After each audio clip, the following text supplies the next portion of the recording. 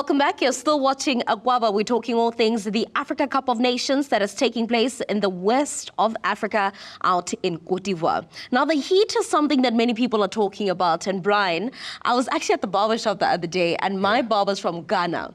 And he says Côte d'Ivoire is worse than Ghana. You know where you spend mentioning a barbershop? Yes. And I was thinking to myself, at least he did a good job. I was thinking he was going to say, here comes, clean. Yeah, no, Bafana.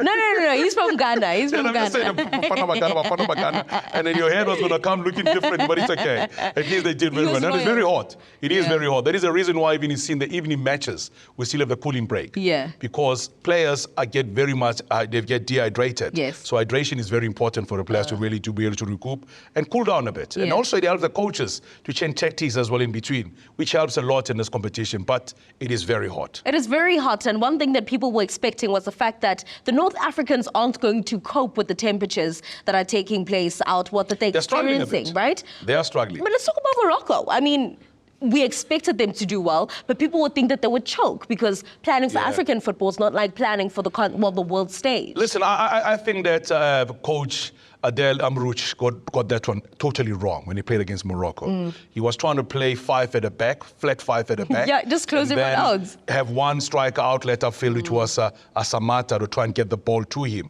But the fact that he couldn't go through the middle to supply Samata, it made life very difficult for them. You need a link. You need a link. And then also a few players are making a debut, by the way. What they've done in Tanzania, they've actually gone out to get players who were born to Tanzanian parents outside of Tanzania and brought them in. Those that actually linkage to Zanzibar as well were brought into the squad. So you had one player making a debut, you had one player that only played their second match, and it was all that. But I mean, Manula in goals, who plays for Simba SC, did very well. I saw Msuva coming in, changed the game a bit. They looked slightly better as they went forward, but was also playing against the best team on the continent, the 13th ranked team in the world, semi-finalist of the World Cup. Yeah. Walid Regragui has a world oil machine in the team. Yeah. In the middle of a park, you saw they actually going about their business. I mean, That first goal. Amrabat tracing things very well. Saiz missed most of the match of World Cup because he was injured. Yeah. He showed exactly the class he brings into the tournament. That's why he's captain, right? Yeah, scoring his second goal in the Afcon tournament. Yeah. And then you saw also Nesri scoring his fifth goal overall at the tournament.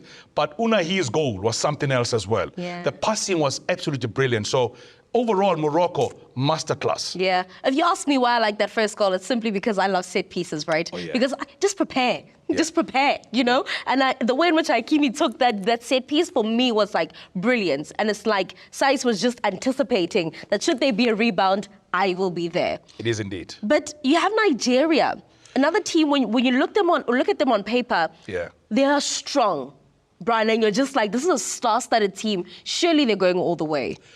You know, Nigeria, we have to be honest, should have won that game by a huge margin. Absolutely. That is why the goalkeeper, Jesus Owono, got man of the match in that game for Equatorial Guinea, because they scored first and Nigeria came back and fought very hard. Osimhen, 2 minutes later, after they conceded, managed to find the back of the net. That is why he's the reigning champion when it comes to the best player on the continent. Yeah. You know, that moment where they could have scored more goals, but Owono was not having it. Yeah. You know, Equatorial Guinea got a key draw in that game against Nigeria.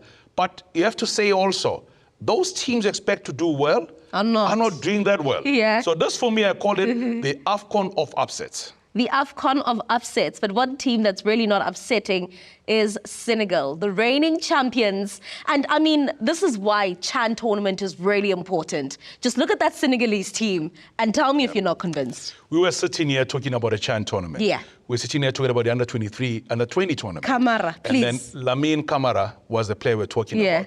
When he was signed by Mets, we said, that's a star player. Best player in the under-20 tournament, best player in the Chan tournament, best player overall in the tournament of Chan, also in the under-20 tournament. Yeah. He scored 2 goals. The second goal for me was just class. Yeah. Absolute class. Yes, they played against 10 men, but end of the day, you could see the plan. Aliou Cisse was just sitting there. I remember the time when the irritation was Koulibaly, because he was giving away the ball cheaply. They were not going to allow the opposition to score against them. But Senegal shows that they're not going to be in Algeria, come here and lose as the champions. They're just rising and going better. Sadio Mane, everybody was watching him, but he was just doing the hard job. The tough job. Get the ball to your teammates. Being the Let them host. score. That was it. Well, the big question is, can the Senegalese yet again do what Egypt did yesteryear and defend their title? As we know, Algeria was unable to do that back in the year 2021. But one man who is having a close look at this Afcon is Adelane, Brian. And he watched the game between Côte d'Ivoire as well as Nigeria and Ghana and Egypt. And this is what he had to say. Hey, I'm Brian. Great show, guys. Côte d'Ivoire 2023 is getting more interesting by the day. It felt like a nuclear explosion of action when we saw the Elephants of Côte d'Ivoire against the Super Eagles of Nigeria. The two teams last met in the Afcon in the 2013 quarterfinals, with Nigeria recording a 2-1 win. So the Elephants clearly had a score to settle. The best chance of the first half fell to Victor Osimhen after just 8 minutes when he latched onto a pass from Samuel Chukwueze. But the forward seemed to have forgotten his shooting boots in the Napoli changing rooms and sent his efforts high over the bar. The African Player of the Year soon made amends when he won a penalty for the Super Eagles in the 51st minute. Captain Trust Ekong stepped up to fire home the penalty. The tournament hosts failed to find a way back into the game. In another firecracker of a match, 7-time champion Egypt fought back twice to draw 2-2 with the Black Stars of Ghana. Mohamed Kudus blasted Ghana ahead in the first half stoppage time, a minute after Pharaoh's captain Mohamed Salah was forced off due to a hamstring injury. Omar Mamosh leveled the game in the second half, but Kudus came to the rescue again.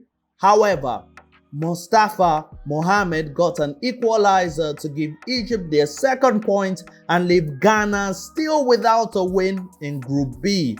Egypt and Ghana can still qualify, but must win their last games. What a tournament so far.